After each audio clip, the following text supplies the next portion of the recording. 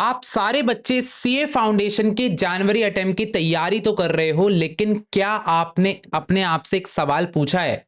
क्या आपने अभी तक आईसीआई की जो मोस्ट इंपॉर्टेंट क्वेश्चंस हैं क्या वो सॉल्व किए हैं? क्या आपने एमटीपी, आरटीपी, पीवाईक्यूज के क्वेश्चन सॉल्व करे हैं? क्योंकि यहां से बहुत ज्यादा इंपॉर्टेंट है कि तुम इस पर ध्यान देने लग जाओ। और इसलिए आज भैया यहां पर आए हैं ताकि आपके साथ सारे के सारे क्वेश्चन सॉल्व कर सके, जो कि पूरे के पूरे एमटीपी, आरटीपी, पीवाईक्यूज पर बेस्ड है और आईसीआई के क्वेश्चंस भी मैंने डाले हैं। सो यहां पर आज के दिन एडीएस की टेस्ट सीरीज में मैं आपको बहुत ही इंपॉर्टेंट क्वेश्चन सॉल्व कराने वाला हूं, जिससे आपकी जो प्रिपरेशन है वो नेक्स्ट लेवल पे पहुंच जाएगी। तो अब भैया जल्दी से आज की क्लास को स्टार्ट करते हैं। सबसे पहले एडीएस के बारे में आप जानते हो भैया क्या है, ये तो आप लोग जानते ही हो, लेकिन सबसे ज्यादा इंपॉर्टेंट है कि भाई साहब आप अभी एक कॉपी पेन उठाओ और कॉपी पेन उठा करके यहां पर अपना जल्दी से जो भी मैं क्वेश्चन कराऊंगा उसके सारे ऑप्शंस लिखते चले जाना। जो गलत हो, सही हो, गलत हो, सब कुछ मार्क करना, अपना स्कोर कैलकुलेट करना और फिर जो मैंने पुराने टेस्ट कराए ना उससे यहां पर कंपेयर करना है। ठीक है कि आज कितनी प्रोग्रेस हुई है। सो यहां पर भैया कमेंट सेक्शन पर अपना पूरा का पूरा स्कोर डाल देना है। तो चलिए भाई साहब जल्दी से वीडियो को स्टार्टिंग करते हैं। चलो भैया सारे बच्चे अटेंडेंस लगा देंगे, सीए आसान है कि, और जल्दी से बोलेंगे हर हर महादेव। चलिए भैया स्टार्ट करते हैं आज की क्लास को बढ़िया तरीके से। चलिए भैया अब आते सबसे पहले क्वेश्चन के ऊपर, दैट इज यूटिलिटी क्या होती है। भैया यूटिलिटी क्या होती है? क्या यूटिलिटी क्वालिटेटिव होती है, क्वांटिटेटिव, या फिर दोनों होती है? देखो यूटिलिटी का मतलब होता है बेसिकली आपका सेटिस्फैक्शन, आपको कितना मजा आया जब आपने पहली बार लस्सी पी थी। कितना मजा आया था आपको, सोचो जरा, है ना? तो क्या ये क्वालिटेटिव है या फिर क्वांटिटेटिव है? तो देखो भाई साहब जब अपन कार्डिनल अप्रोच की बात करते हैं, जो कि अपन को दी थी एल्फ्रेड मार्शल ने, उसने बोला था कि ये क्वांटिटेटिव है, आप इसको कैलकुलेट कर सकते हो। ठीक है, लेकिन जब ऑर्डिनल यूटिलिटी आई तो उन्होंने बोला नहीं आप कैलकुलेट नहीं कर सकते, ये एक सेटिस्फैक्शन है, तो हम यहां पर इंडिफरेंस कर्व का यूज करेंगे। सो करेक्ट आंसर है भैया दोनों ही चीजों में इसको यूज किया गया है। So correct answer both A and B हो जाएगा, दोनों तरीके से यूटिलिटी को मेजर किया गया है। आगे बढ़ते हैं। Huge selling cost are incurred in which of the market forms? कौन से मार्केट फॉर्म्स में आपकी बहुत ज्यादा सेलिंग कॉस्ट होती है? क्या मोनोपोलिस्टिक में होती है, परफेक्ट में होती है, मोनोपोली, या फिर नन ऑफ दीज? तो देखो बेटा बहुत सारी जो सेलिंग कॉस्ट होती है ना वो आपकी होती है ऐसे मार्केट में जहां पर आपका प्रोडक्ट डिफरेंशिएशन ज्यादा होता है। अब देखो आप आलू बेचने तो निकले हो, तो आलू की एड आपने कभी टीवी में देखी नहीं, क्योंकि यहां पर कोई डिफरेंशिएशन ही नहीं है। सो करेक्ट आंसर क्या होगा भैया? मोनोपोली वाले को भी उतना ऐड की जरूरत नहीं है, लेकिन करेक्ट आंसर होगा मोनोपोलिस्टिक वाले को, क्योंकि इसके जो प्रोडक्ट्स हैं वो क्लोज सब्सटीट्यूट में आते हैं। इसको क्या करना पड़ेगा भाई साहब? ज्यादा से ज्यादा एडवर्टाइजिंग करनी पड़ेगी ताकि ज्यादा से ज्यादा प्रॉफिट कमा सके। क्लियर हो रहा है? बढ़िया है, मजेदार है, मजेदार है। चलो, whether the following is not an internal economy of scale? Internal economy of scale में कौन सा नहीं आता है? अब ये तो बड़ा ही इजी है। टेक्निकल इंटरनल है, यस भैया ये आपके इंटरनल मैटर है, बिजनेस के अंदर की बात है। फाइनेंशियल अंदर की बात है, यस भी अंदर की बात है, लेकिन लोकलाइजेशन ऑफ इंडस्ट्रीज, पूरी इंडस्ट्री की बात कर रहे हैं, वहां पर इकोनॉमीज करना है, कॉस्ट कम करना है, ऑफ कोर्स ही बात है, वो एक बाहर की बात है। करेक्ट आंसर सी ऑप्शन यहां पे हो जाएगा। तो अगर आपका सही निकला है तो जल्दी से यहां पर क्या करना, वीडियो को लाइक कर देना और अपने आप को एक नंबर जरूर दे देना। क्लियर है? आगे बढ़े, आगे बढ़ते हैं। इन मोनोपली क्रॉस इलास्टिसिटी इज, अगर मोनोपली चल रही है तो क्रॉस इलास्टिसिटी कैसी होगी? क्या जीरो होगी, क्या हाई होगी, क्या इन्फिनिटी, या फिर नन ऑफ दीज? कैसी होगी आपकी क्रॉस इलास्टिसिटी? आप लोग बताओ। मोनोपली में अगर मैं बात करता हूं दो प्रोडक्ट्स के प्राइस और डिमांड में क्या फर्क आएगा? तो भैया सिंपल सी बात है, ये बात तो मोनोपली की चल रही है। यहां पर सिंगल प्रोडक्ट है, दूसरा और कोई प्रोडक्ट है ही नहीं। तो जब दूसरा और कोई प्रोडक्ट नहीं है तो क्रॉस इलास्टिसिटी कैसे निकालोगे? समझ में आ रहा है? क्रॉस का मतलब क्या है? प्राइस ऑफ वन गुड बढ़ता है तो डिमांड ऑफ दूसरे गुड की क्या होती है? ये एक्स गुड है, ये वाई गुड है, क्या डिमांड में आएगा भैया? सिंगल प्रोडक्ट है। सो करेक्ट आंसर ए हो जाएगा, दैट इज जीरो। क्लियर है? मस्त है। आगे बढ़े, आगे बढ़ते। अच्छा क्वेश्चन था ये। The vertical difference between total variable cost and total cost is equals to. अब देखो भाई साहब डिफरेंस निकालना है। टोटल वेरिएबल, जब वर्टिकल निकालो कैसे ही निकालो भाई? टोटल वेरिएबल टोटल कॉस्ट का डिफरेंस क्या होता है? Marginal, average variable, total fix, या फिर नन ऑफ दिस? आंसर लिख लो भाई साहब सब अपना। Total cost is equal to total fixed cost plus variable cost. So अगर इन दोनों का डिफरेंस निकालोगे ऑफ कोर्स ही बात है टोटल फिक्स कॉस्ट ही आएगा, देख लो जरा, टीसी माइनस टीवीसी। सो करेक्ट आंसर आपका टोटल फिक्स कॉस्ट, यहां पर करेक्ट आंसर सीधा सीधा हो जाता है। बढ़िया है, मजेदार है। आ जाओ आगे बढ़ते हैं। A necessity is a defined as a good having. अगर एक नेसेसिटी है ना, बिल्कुल नेसेसिटी आइटम है, यानी कि समझ लो रोज आप सुबह ब्रेड जैम खाते हो, वो क्या एक नेसेसिटी है, तो उसकी इलास्टिसिटी कैसी होगी? क्या पॉजिटिव होगी, नेगेटिव होगी, इनकम 0 to 1 होगी, या फिर मोर देन 1 होगी? करेक्ट आंसर क्या हो जाएगा? तो देखो बेटा, जितनी भी आपकी नेसेसिटी गुड्स होते हैं, इसको अपन बेसिकली अभी के लिए बस नॉर्मल गुड टाइप आप कंसिडर करो, जो कि नॉर्मल गुड्स हैं, इनका उतना ज्यादा कोई फर्क नहीं पड़ता। तो इनकी जो इलास्टिसिटी होती है बेटा, वो हमेशा 0 से 1 के बीच में होती है। समझ में आ रहा है? 0 से 1 के बीच में। भैया तो फिर बाकियों की कैसी होती है? नेगेटिव वाली की होती है लेस देन 1, पॉजिटिव वाली की होती है greater than 1।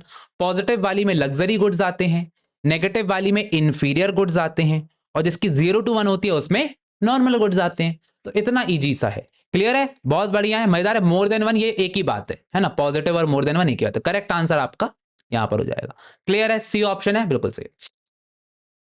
In the long run, अगर मैं लॉन्ग रन की बात करता हूं, तो यहां पर मार्केट को एग्जिट करेंगे। Firms exit the market if price is less than. अब भाई साहब, किससे लेस देन होना चाहिए? कितनी बार हम लोग इस चीज को कर चुके हैं। सो अगर लॉन्ग रन में फर्म्स एग्जिट कब करेंगी, शट डाउन कब करेंगी, तो यहां पर एक चीज होती है, that is average variable cost. अगर एवरेज वेरिएबल कॉस्ट कवर नहीं कर पा रहे हो, छोड़ दो भाई, बिजनेस मत करो। सो यहां पर जो शट डाउन तब करेंगे जब आपका market price, marginal revenue no, marginal cost से हमें कोई मतलब नहीं, एवरेज रेवेन्यू से नहीं, आपका average variable cost total cost के अंदर ही आता है। सो करेक्ट आंसर है सी ऑप्शन। अगर यहां पर अलग से ऑप्शन होता एवीसी का, तो फिर मैं इसको भी चूज नहीं करता, मैं इसको ही चूज करता। Average variable cost is the final answer. Clear हो रहा है? मस्त है, मस्त है। आगे बढ़ते हैं। Coincident indicator is not indicated as. अब अगर मुझे कोइंसिडेंट इंडिकेटर की बात करना है, तो एक ऐसा इंडिकेटर होता है बेटा, जहां पर वेरी वेरी इंपॉर्टेंट क्या है कि ये ना इकोनॉमी को कॉपी करता है। कॉपी है, चीटर है, तुम्हारी तरह नहीं, चीटिंग कर रहा है। कैसे कर रहा है भाई साहब? Inflation, industrial, retail sales, new order for plant and machinery. अब देखो जरा, अगर आपका इन्फ्लेशन बढ़ने लग जाए, तो अपन क्या बोलेंगे? भैया इकोनॉमी ऊपर जा रही है, इससे तो इन्फ्लेशन बढ़ रहा है। अगर डाउन चले, भैया इकोनॉमी डाउन जा रही है। तो ये सब क्या कोइंसिडेंट इंडिकेटर में आते हैं। अगर आपकी इकोनॉमी अच्छी चल रही है, तो प्रोडक्शन बढ़ रहा है, तो अपन कहेंगे भैया प्रोडक्शन बहुत बढ़ रहा है, इकोनॉमी अच्छी चल रही है। Coincident indicator. सो करेक्ट आंसर क्या होगा? रिटेल सेल्स, सेल्स बढ़ रही है आपकी, तो आप बोलोगे भैया इकोनॉमी अच्छी चल रही है। अगर सेल्स नहीं हो रही, दुकान का माल नहीं बिक रहा, तो गिर रही, कोइंसिडेंट। लेकिन new order for plant and machinery, जब आप न्यू ऑर्डर दे रहे हो ना, इसका मतलब है कि ये एक लीडिंग इंडिकेटर है। अगर लोग नया ऑर्डर दे रहे हैं, तो ऐसे में वो डिमांड को बढ़ा रहे, तो ये लीड कर रहा है, हमको पहले से बता रहा है, इन एडवांस बता रहा है कि इकोनॉमी बढ़ने वाली है, इसलिए न्यू ऑर्डर्स आ रहे हैं। सो करेक्ट आंसर डी ऑप्शन होगा, बिल्कुल ही बिल्कुल सही। आगे बढ़ते हैं, आगे बढ़ते हैं। Economic profit is earned by the perfectly competitive firm when. अब भैया प्रॉफिट कब अर्न करेंगे? वो भी इकोनॉमिक प्रॉफिट बोल दिया इसने। इकोनॉमिक प्रॉफिट इसको अर्न करना है जब मार्जिनल रेवेन्यू से ज्यादा कॉस्ट ज्यादा होगी। अब बताओ जरा, अगर कॉस्ट ज्यादा होगी, सो क्या आप यहां पर प्रॉफिट अर्न कर सकते हो? नो भैया। यहां पर प्राइस कम है कॉस्ट से, अगर प्राइस कम है कॉस्ट से, तो क्या आप कर सकते हो? नो भैया। अब यहां पर दो ऑप्शन है, जहां पर प्राइस को टोटल कॉस्ट से ज्यादा बोला गया है, और यहां पे वेरिएबल से। करेक्ट आंसर क्या होगा? ऑफ कोर्स ही बात है भैया, जब मेरा प्राइस सारी कॉस्ट से ऊपर होगा, तो फिर मैं क्या बोलूंगा कि ये मेरा प्रॉफिट है। सो करेक्ट आंसर यहां पर डी ऑप्शन हो जाएगा। बढ़िया है, समझ में आ रहा है। आगे बढ़ते हैं। देखो भैया, लगाते जाना कितने सही जा रहे हैं तुम्हारे, very very important. With a fall in price, demand rises, it becomes cheaper. Effect is, ये ऑलरेडी अपन ने एक टेस्ट में और किया था। तो जब आपका प्राइस गिर रहा है, ठीक है, डिमांड बढ़ रही है, वो गुड चीपर हो गया है। फॉर एग्जांपल, मोमोज का प्राइस कम हुआ, उसकी डिमांड बढ़ गई, तो वो सस्ता हो गया। तो ऐसे में ये गुड कौन सा हो जाएगा बेटा? ये आपका हो जाएगा, लोग मोमोज ज्यादा खरीदेंगे, पिज्जा नहीं खरीदेंगे। तो क्या इनकम इफेक्ट है, लॉ ऑफ डिमांड है, डिमिनिशिंग रिटर्न्स है, या फिर सब्स्टिट्यूशन है? भैया डिमिनिशिंग रिटर्न्स नहीं हो सकता, लॉ ऑफ डिमांड का यहां पे कोई रोल नहीं है, इनकम इफेक्ट का कोई रोल नहीं है। करेक्ट आंसर होगा substitution effect. Correct answer is A option. बढ़िया है, मजेदार है, क्लियर हो रहा है, मस्त है। चलो आगे बढ़ते हैं। Normal profit earned by firm are included in, अगर एक नॉर्मल प्रॉफिट है जो कि फर्म ने अर्न किया है तो वो कहां पर आएगा? क्या वो इम्प्लिसिट में आएगा, एक्सप्लिसिट में, फिक्स्ड में या फिर वेरिएबल में? करेक्ट आंसर क्या हो जाएगा जल्दी से बता दो। तो देखो बेटा, जो आपके नॉर्मल प्रॉफिट होते हैं इसके अंडर फिक्स्ड और वेरिएबल तो नहीं आ सकता, ये तो भैया हमको पता है। अब या तो एक्सप्लिसिट आएगा या तो ये। तो बेटा नॉर्मल प्रॉफिट को अपन जीरो इकोनॉमिक प्रॉफिट बोलते हैं। अब एक चीज ध्यान रखना, जहां पर भी इकोनॉमिक वर्ड आ जाए ना, वहां पे समझ जाना कि इकोनॉमिक के अंदर आपका एक्सप्लिसिट और इम्प्लिसिट दोनों आएगा। एक्सप्लिसिट या इम्प्लिसिट भी आएगा, लेकिन मेन चीज है कि इम्प्लिसिट कॉस्ट आ रहा है। समझ आ रहा है? So correct answer A option हो जाएगा, that is implicit cost. Explicit जो होता है वो तो अकाउंटिंग कॉस्ट है, तो ये तो अकाउंटिंग प्रॉफिट के अंदर आती है। क्लियर है? क्लियर है। तो यहां पर implicit cost is the right answer, ये मेन चीज है। गुड्स परफेक्टली कॉम्प्लीमेंट कब करते हैं? कॉम्प्लीमेंट्री गुड्स कब होते हैं परफेक्टली, ये आपको बताना है। क्या जब वो फिक्स्ड प्रपोर्शन में कंज्यूम कर रहे हैं? तो फॉर एग्जांपल अगर आप टी और शुगर को फिक्स्ड उसमें कर रहे हो तो क्या कॉम्प्लीमेंट्स हैं कि भैया साथ में कर रहे हैं? इंडिफरेंस कर्व में स्ट्रेट लाइंस आ रही है, ये हो जाएगा, या फिर बोथ ए एंड बी या फिर none of these. Correct answer यहां पर क्या हो जाएगा? सो देखो यार, ये जो क्वेश्चन है ना, ये बहुत ही भयंकर सा क्वेश्चन है। तो परफेक्टली कॉम्प्लीमेंट गुड्स में कैसा होगा? तो देखो यार, यहां पर जो इंडिफरेंस कर्व की बात की गई है, तो देखो स्ट्रेट लाइंस नहीं हो सकता, क्योंकि ये तो सब्स्टिट्यूट गुड्स में होता है। इंडिफरेंस कर्व जब पैरेलल लाइंस होता है, स्ट्रेट लाइन होता है ऐसा वाला, ये होता है बेटा आपका सब्स्टिट्यूट गुड्स में, कॉम्प्लीमेंट्री में नहीं होता। सो करेक्ट आंसर आपका यही आएगा, ए ऑप्शन की। कंज्यूम होता है फिक्स्ड प्रपोर्शन में, बेसिकली हम इसको साथ में कंज्यूम कर रहे हैं, वही बात चल रही है। So correct answer A option आएगा, और क्योंकि फिक्स्ड प्रपोर्शन में है तो परफेक्ट कॉम्प्लीमेंट्स बोल सकते हैं। तो करेक्ट आंसर ए ऑप्शन होगा, बी ऑप्शन नहीं आएगा। क्लियर है? आगे बढ़े, आगे बढ़ते हैं। If price of both goods fall, budget line कैसी हो जाएगी? अगर दोनों चीजों का प्राइस गिर जाए, दोनों चीजों का प्राइस ही गिर जाएगा, यानी कि फॉर एग्जांपल मोमो है और पिज्जा है, दोनों का यहां पर प्राइस गिर गया, तो क्या बजट लाइन शिफ्ट नहीं होगी? नो। लेफ्ट शिफ्ट होगी, कम हो जाएगी? नो। कम कैसे हो जाएगी? ठीक है, न्यू पैरेलल और new line parallel to old line, no. Correct answer होगा same slope if both price change in fixed proportion. अगर भैया दोनों के प्राइसेस सेम प्रोपोर्शन में हो रहे हैं तो फिर यहां पर भैया सीधा सीधा आएगी, यहां पर कोई भी दिक्कत नहीं होने वाली है। क्लियर हो रहा है? बढ़िया है, मजेदार है। तो यहां पर अनचेंज रहेगा स्लोप। क्लियर है? मस्त है। चलो भाई साहब, ये वाली टेस्ट सीरीज भी खत्म होने वाली है जल्दी से। एग्रीकल्चर गुड्स, ये वाला क्वेश्चन इंपॉर्टेंट है। Agriculture goods depicts characteristics closest to, भैया एग्रीकल्चर गुड्स कहां पर आता है? हाँ जी, क्या ओलिगोपोली में आता है, मोनोपोली में, परफेक्ट में, या फिर मोनोपोलिस्टिक में? करेक्ट आंसर क्या होगा? देखो भैया, एग्रीकल्चर गुड्स जो होते हैं वो ऐसे गुड्स होते हैं जो कि लार्ज नंबर पर सेलर भी हैं, लार्ज नंबर पे बायर भी हैं। तो जब ऐसी चीज होती है, देखो ज्यादा कोई तो इसमें डिफरेंस नहीं है भैया। जो बीज है एप्पल का, मैंगो का, किसी भी चीज का, वो तो सेम ही है ना, तो होमोजीनियस प्रोडक्ट है। करेक्ट आंसर क्या भैया? सी ऑप्शन कर दो। करेक्ट आंसर आपका सी ऑप्शन हो जाएगा। बढ़िया है, आगे बढ़ते हैं। नेक्स्ट क्वेश्चन, टाइम एलिमेंट किसने दिया था? भैया टाइम एलिमेंट किसने दिया था जल्दी से बता दो। क्या पिग्गू ने दिया था, एडम ने, एल्फ्रेड मार्शल, या फिर रॉबिन्सन? तो ये जो टाइम एलिमेंट था ना, ये आपको चैप्टर नंबर 4 के फर्स्ट यूनिट में मिलेगा। जो अपने एल्फ्रेड भैया थे, इन्होंने टाइम एलिमेंट के बारे में बताया था कि भैया वेरी शॉर्ट रन होता है, फिर शॉर्ट रन आता है, long run, very long run, उसको सेक्युलर पीरियड कहते हैं। तो यहां पर बहुत सारी चीजें किसने बताई थी? एल्फ्रेड मार्शल ने। तो करेक्ट आंसर जल्दी से सारे बच्चे के साथ बोलेंगे भैया एल्फ्रेड मार्शल। मार्शल भैया बहुत बढ़िया बनता है, ठीक है। कभी कुछ ना मिले ना, एल्फ्रेड मार्शल डाल दो मैक्सिमम चीज इसी ने दी है। Efficient scale of production minimises, जो एफिशिएंट स्केल ऑफ प्रोडक्शन है वो क्या मिनिमाइज करता है? अब अगर आपने बहुत ही एफिशिएंटली काम करा है, एफिशिएंट का मतलब होता है आप कम वेस्टेज कर रहे हो, तो इससे क्या कम होगा? Variable cost, fix cost, total cost, या फिर नन ऑफ दीज? अब ऑफ कोर्स ही बात है, अगर आप बहुत अच्छे से काम कर रहे हो तो आपकी पूरी कॉस्ट ही खत्म होगी। सो करेक्ट आंसर है सी ऑप्शन, टोटल कॉस्ट खत्म होगी। वेरिएबल से क्या है भाई, अच्छे से काम करोगे तो भैया मशीन भी ज्यादा वेस्टेज नहीं हो रहा है, वेरिएबल कॉस्ट भी, लेबर भी अच्छे से काम कर रहा है। सो करेक्ट आंसर है दोनों कॉस्ट बचेगी। अच्छा, नेक्स्ट आता है heavy taxes reduces demand only when. अब देखो जरा हो क्या रहा है, आपने टैक्सेस बहुत बढ़ा दिए। समझ लो फॉर एग्जांपल अपन पहले क्या खरीद रहे थे? Barbie doll. अरे भैया फिर बारबी डॉल पे आ जाते हो आप हर बार, ठीक है, लड़के खुश हो चुके हैं। अब जो बारबी डॉल है, हंसो मत, स्माइल मत करो, ठीक है। अब बेटा जो बारबी डॉल है, बारबी डॉल पे क्या हुआ, मैंने टैक्स लगा दिया, ठीक है। तो फॉर एग्जांपल बारबी डॉल अगर 400 की आती है, मैंने 100 का टैक्स लगा दिया, यानी कि टैक्स पहले नहीं लगता था, अब लगा दिया तो 500 की हो गई। ठीक है, तो ये 100 रुपए का जो टैक्स है, इससे डिमांड कब चेंज होगी?